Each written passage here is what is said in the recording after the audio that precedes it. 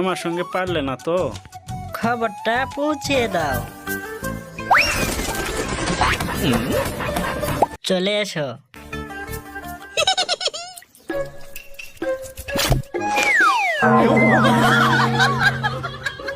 ধরা খেয়ে গেলাম। এবার ভিতরে যাও, পালিয়ে যাবে।